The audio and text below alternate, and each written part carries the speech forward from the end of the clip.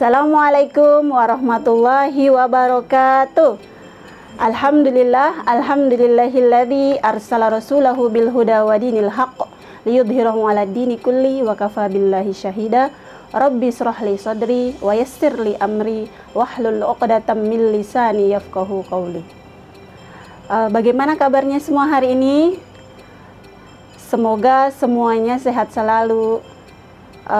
Meskipun kita dalam kondisi seperti ini, mudah-mudahan kita semua selalu dalam lindungan Allah Subhanahu wa Ta'ala. Amin. Oke, anak-anak semuanya, perkenalkan, nama Ustazah Rahayu Hamzah SPD. Biasanya dipanggil Ustazah Ayu atau bisa juga dengan Ustazah Rahayu. Di madrasah ini, Ustazah diamanahi menjadi wakil kepala madrasah bagian kurikulum. Oke, mari kita melihat informasi lebih lanjut tentang kurikulum MTS Plus Nurul Iman Kupang. Oke, mari kita lihat. Sebelumnya, Ustazah perkenalkan dulu ya tim kurikulum. Mulai dari Wakakurikulum, Ustazah sendiri Rahayu Hamzah SPD. Kemudian ada staf kurikulum bagian penilaian dan olimpiade, ada Ustazah Rahmayanti Sari SPD. Kemudian ada lagi staf bagian piket dan kewali-kelasan Ustazah Halimatus Sadia SPD, staf bagian supervisi dan SDM guru, plus sebagai koordinator English for Communication Ustazah Hamidah SPD, dan terakhir adalah koordinator unit Al-Quran Ustazah Misna Saleh SPD. Di sini kita akan melihat keunggulan prospek dari lulusan MTS Plus Nurul Iman. Jadi nanti anak-anak masuk ke MTS Plus Nurul Iman yang diharapkan bisa seperti ini ya. Yang pertama, program Al-Quran. Di sini ada tahsin, tahfiz, minimal menghafal 2 juz Al-Quran minimal, jadi boleh lebih ya. 2 juz Al-Quran ini juz 29 dan juz 30. Dalam satu tahun pelajaran itu ada 2 kali sertifikasi Al-Quran. Pertama di semester ganjil dan yang kedua adalah di semester genap.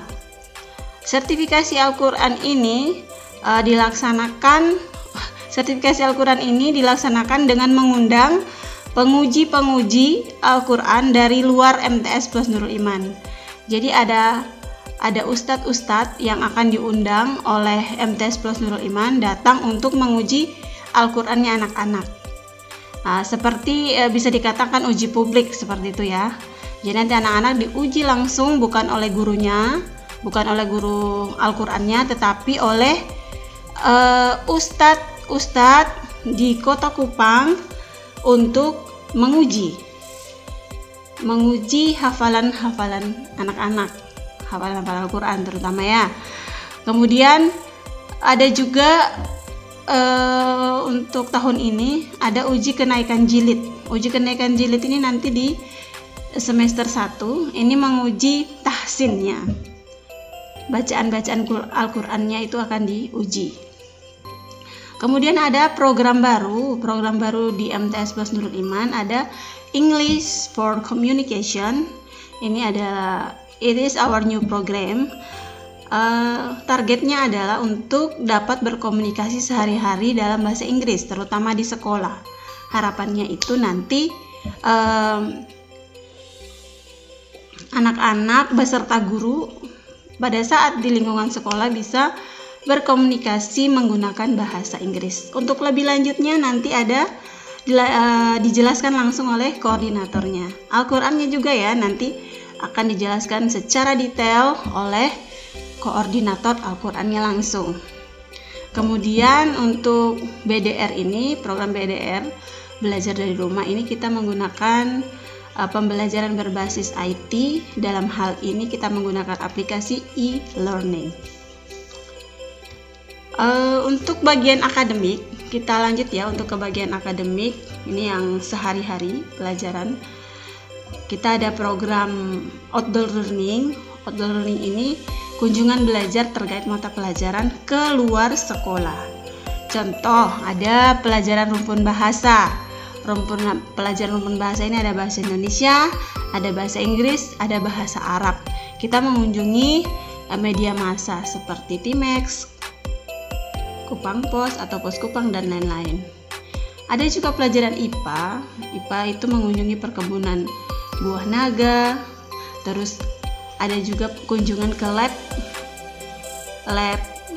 IPA ya. Kemarin itu sempat mengunjungi lab di Universitas Muhammadiyah Kupang.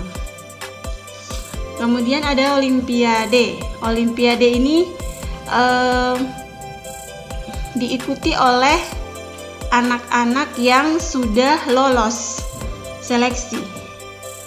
Jadi nanti sebelum masuk ke kelas olimpiade itu ada seleksi dulu. Seleksi dari semua siswa-siswi, seleksi IPA, biologi, fisika, matematika, IPS kita seleksi. Nanti setelah hasil seleksi kita akan menentukan ini si A misalnya masuk ke biologi, si B masuk fisika dan seterusnya. Jadi tidak memilih ya, tapi khusus untuk kelas olimpiade ini kita melalui seleksi. Kemudian ada kelas tambahan berhitung dan kelas tambahan tahsin. Kelas tambahan berhitung ini diperuntukkan untuk anak-anak yang matematika dasarnya masih kurang, harus belajar lagi. Ini dari mana kita mengetahui informasi dari guru matematika. Jadi nanti misalnya anak-anak ada yang belum bisa berhitung dasar, ini berhitung dasar ya, berhitung dasar, maka nanti akan masuk dulu di kelas berhitung. Kemudian kelas tahsin ini juga misalnya ada laporan dari guru-guru Al-Quran bahwa anak ini harus atau belum bisa tahsin Al-Qurannya. Nanti dia kalau tidak tahsinnya ini nanti belum bisa, hafalannya nanti bisa sulit begitu ya. Jadi harus masuk di kelas tambahan tahsin terlebih dahulu begitu ya. Nah, khusus untuk kelas tambahan ini, anak-anak yang mengikuti kelas tambahan ini, kelas berhitung dan kelas tahsin, mereka tidak dulu mengikuti ekstrakurikuler. Kenapa? Karena waktunya kelas tambahan dan waktu ekstrakurikuler itu bersamaan. Jadi yang kita dahulukan kelas berhitung dan kelas tahsinnya dulu. Ekstrakurikulernya apabila dia sudah keluar dari tambahan berhitung dan tahsin, baru boleh gabung di ekstrakurikuler seperti itu. Jadi ini tidak ada batas waktunya berhitung dan tahsin ini. Apabila dalam 1 bulan misalnya dalam 1 bulan ini si A mengikuti kelas berhitung. Pada saat pertemuan pertama mungkin belum, pertemuan kedua, ketiga, apabila guru pembimbing kelas tambahan itu menyatakan kalau sudah bisa, berarti secara langsung keluar dari kelas tersebut. Keluar dari kelas tersebut langsung menghubungi koordinator ekstrakurikuler untuk bisa bergabung di ekstrakurikuler. Jadi dia tidak ada batas waktunya. Kalau misalnya dalam proses pembelajaran itu gurunya menyatakan bahwa dia sudah oke, berarti dia boleh keluar langsung dari kelas tambahan tersebut dan langsung bergabung di ekstrakurikuler. Oke, sekarang kita masuk ke non-akademik. Non-akademik ini adalah ekstrakurikuler ya. Ekstrakurikuler itu ada beberapa. Yang pertama adalah futsal, tapak suci, ada tenis meja, tilawah. Nah, tilawah Al-Quran ini adalah membaca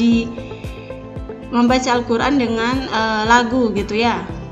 yang akan menjadi qori'ah itu ya, tabak suci, tilawah. Kemudian Arabic Club, Dai-Daiyah, kaligrafi, English Club, sastra Indonesia, nasyid, menari, kaligrafi. Kalau untuk ekstrakurikuler ini memilih dan ada kuotanya.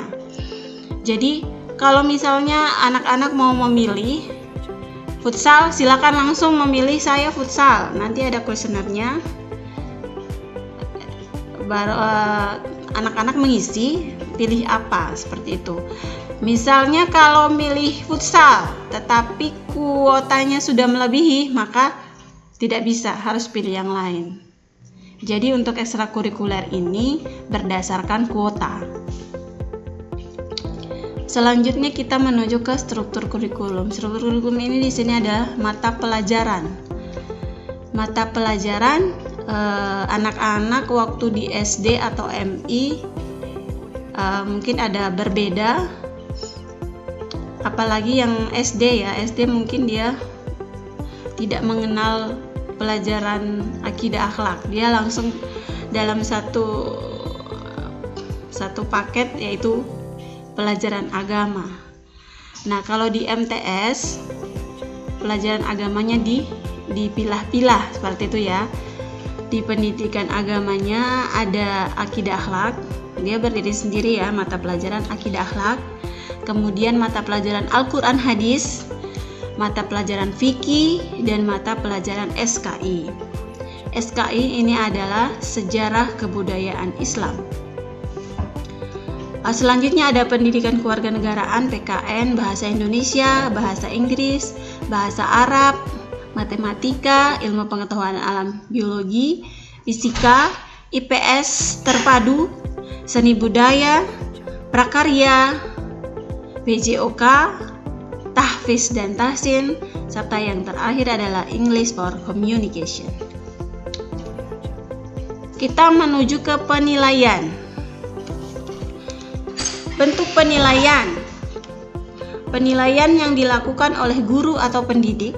Ustadz-ustadzanya kalau menilai itu ada penilaian harian. Penilaian harian itu ada tugas, ada PR, dan ada ulangan harian. Itu penilaian harian. Kemudian penilaian tengah semester juga ada, tetapi kita beberapa tahun ini tidak ada penilaian tengah semester, langsung di penilaian akhir semester. Kalau penilaian yang dilakukan oleh guru atau pendidik, ya penilaian harian ini, aspek yang dinilai adalah sikap, pengetahuan, dan keterampilan.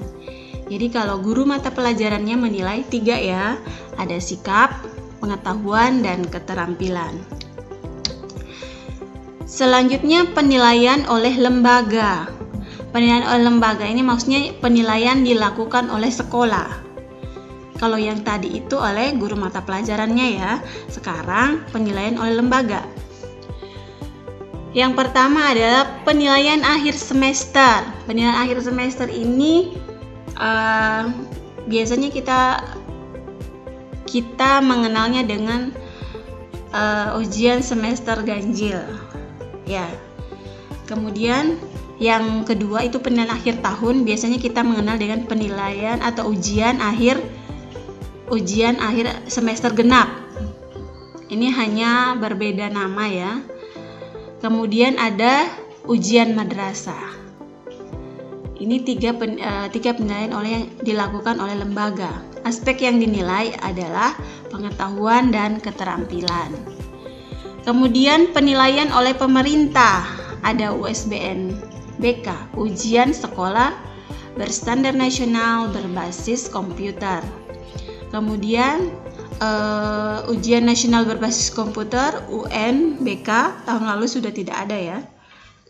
Nah, itu penilaian dilakukan oleh pemerintah. Kemudian UMBNBK. Ini adalah ujian akhir madrasah berstandar nasional berbasis komputer. Nah, ujian akhir madrasah ini adalah pelajaran-pelajaran agama yang diujikan. Aspek yang dinilai adalah pengetahuan. Oke, masih semangat ya? Ini ada beberapa lagi informasinya. Tetap semangat. Kita lanjut ke kenaikan kelas dan kelulusan. Tapi ini Ustazah hanya menyampaikan kenaikan kelas untuk kelas 7 menuju kelas 8. Ya, karena kalian sekarang, anak-anak sekarang kelas 7 ya. Biar tahu nanti kriteria kenaikan kelas 7 ke kelas 8 itu seperti apa. Nah, kenaikan kelas dilaksanakan pada setiap akhir tahun ajaran. Kriteria kenaikan kelas diatur sebagai berikut. Peserta didik dinyatakan naik kelas apabila memenuhi kriteria nilai, yaitu yang pertama aspek akademik. Sebelumnya, Ustazah mau memberitahu bahwa ada 3 kriteria kenaikan kelas. Yang pertama adalah akademik, yang kedua adalah perilaku, yang ketiga adalah Al-Quran. Jadi ada 3 ya, ada 3 aspek yang dinilai untuk kenaikan kelas. Oke, kita mulai di aspek akademik. Aspek akademik ini meliputi menyelesaikan seluruh program pembelajaran secara lengkap dan tuntas, dengan memiliki nilai raport setiap mata pelajaran minimal sama dengan kriteria ketuntasan minimal KKM yang telah ditetapkan. Jadi semua anak-anak harus menyelesaikan tugas-tugas yang diberikan oleh ustadz dan ustazahnya. Jangan sampai ada tugas yang belum kumpul, PR yang belum kumpul, atau belum mengikuti ulangan harian, itu jangan sampai. Ya, jangan sampai, semuanya harus diselesaikan.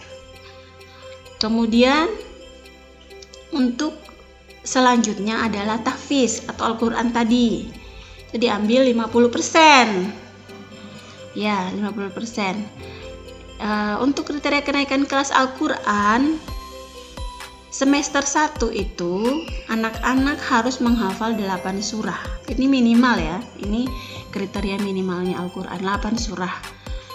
Quran surah An-Naba sampai Quran surah Al-Buruj, itu semester 1. Kalau sudah menghafal alhamdulillah. Tapi kalau yang belum, berarti targetnya harus seperti ini. An-Naba sampai Quran surah Al-Buruj. Kalau dia belum pernah menghafal. Kalau sudah pernah menghafal, alhamdulillah, nanti akan diujikan. Kemudian nanti dia bisa melanjutkan di juz atau surah-surah selanjutnya. Kemudian di semester 2 atau semester genap menghafal 29 surah, mulai dari Quran surah At-Tariq sampai Quran surah An-Nas. Mungkin ada bertanya, bagaimana Ustazah kalau saya sudah menghafal juz 30? Oh, insya Allah berarti langsung menuju ke juz 29. Atau Ustazah saya sudah menghafal juz 29 juga, berarti dia bisa melanjutkan ke juz 1, dimulai dari Al-Quran surah Al-Fatihah dan dilanjutkan dengan surah Al-Baqarah. Seperti itu ya. Kemudian ada perilaku. Perilaku ini diambil 50%. Kehadiran, ibadah, jumlah pelanggaran, sopan santun atau kepribadian. Memiliki nilai minimal baik untuk kerajinan dan kedisiplinan, yaitu dengan memperhatikan ketidakhadiran alfa maksimal 10 hari efektif.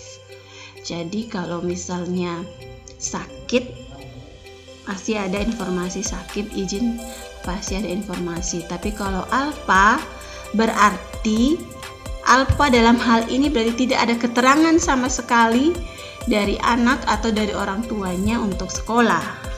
Seperti itu ya. Kemudian memiliki nilai minimal baik untuk kerapian berdasarkan pengamatan, seragam yang dikenakan dan kelengkapan atribut, serta pelanggaran-pelanggaran yang telah dilakukan termasuk kategori ringan, sedang, atau berat. Untuk lebih lanjutnya nanti akan dijelaskan langsung oleh bagian kesiswaan mengenai aturan-aturan atau pelanggaran-pelanggaran seperti apa. Kalau tentang Al-Quran tadi nanti akan dijelaskan lebih lanjut oleh koordinator unit Al-Quran. Selanjutnya program remedial dan pengayaan. Remedial, yang pertama remedial diberikan kepada peserta didik jika pada KD tertentu nilai yang diperoleh peserta didik kurang dari KKM. Remedial dilakukan pada jam efektif sekolah dan waktunya diserahkan kepada pendidik yang bersangkutan. Sebelum melakukan remedial, pendidik harus melakukan pembelajaran ulang terhadap KD yang belum mencapai KKM. Setelah remedial, nilai tetap sesuai KKM. Jadi misalnya anak-anak pada saat mengikuti ulangan misalnya ya, terus nilainya itu belum sampai KKM. Nah, berarti anak-anak harus mengikuti program remedial. Remedial ini dilakukan oleh ustadz dan ustazahnya langsung pada jamnya. Nanti ada informasi dari ustadz ustazahnya bahwa siapa-siapa yang harus mengikuti remedial. Kalau misalnya nilai remedialnya sangat jauh, nilai hasil ulangannya itu sangat jauh dari KKM, itu nanti akan diadakan remedial teaching terlebih dahulu. Artinya diajar kembali dulu materinya itu, kemudian diberikan lagi soal untuk menjadi soal remedi. Seperti itu. Tapi misalnya kalau hasil nilai remedinya itu bagus misalnya ya 80-90, tetap nanti oleh ustadz dan ustazahnya diambil pas dengan KKM ya, jadi tidak diambil nilai 80 tadi ya. Kalau diambil tidak fair ya, tidak fair dengan teman-temannya memang yang pada saat ulangan pertama sudah langsung nilainya bagus seperti itu. Kemudian pengayaan. Pengayaan ini diberikan kepada peserta didik yang nilainya sudah mencapai KKM atau lebih. Peserta didik diberikan tambahan materi pelajaran atau soal-soal yang lebih tinggi tingkat kesukarannya. Pengayaan dilakukan pada jam efektif sekolah dan waktunya diserahkan kepada pendidik bersangkutan. Jadi ada remedial dan pengayaan. Remedial ini bagi anak-anak yang pada saat ulangannya itu dia belum tuntas, itu dikasih remedi.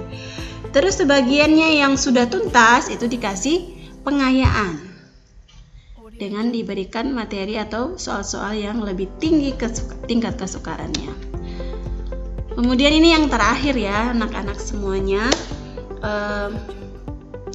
pemberhentian atau dikeluarkan dari sekolah. Itu seperti apa? Jika total angka kredit pelanggaran melampaui batas minimal dan ditetapkan dalam buku tata tertib siswa. Jadi total angka kreditnya itu sudah melampaui batas. Kemudian berbuat amoral baik di lingkungan madrasah maupun di luar lingkungan madrasah yang dibuktikan dengan kesaksian yang akurat. Kemudian apabila diberhentikan atau dikeluarkan berarti tidak dibuatkan surat mutasi keluar atau pindah. Seperti itu. Mudah-mudahan anak-anak semuanya tidak melakukan hal-hal yang kita tidak inginkan ya. Artinya kalau kita melakukan hal-hal yang tidak kita inginkan itu kita sangat menyedihkan seperti itu, dan itu bukan harapan dari kita semua. Tapi kalau sampai itu terjadi berarti sekolah akan memberhentikan atau sekolah akan mengembalikan anaknya kepada orang tuanya. Demikian pemaparan Ustazah tentang kurikulum Madrasah Sanawiyah Plus Nurul Iman Kupang. Selamat mengikuti masa ta'aruf siswa madrasah tahun pelajaran 2020-2021 melalui metode daring. Ada sebuah pesan yang sangat menarik dari Imam Syafi'i rahimahullah. Beliau berpesan kepada semua penuntut ilmu bahwa jika kamu tidak tahan dengan lelahnya belajar, maka kamu harus tahan dengan perihnya kebodohan. Wassalamualaikum warahmatullahi wabarakatuh.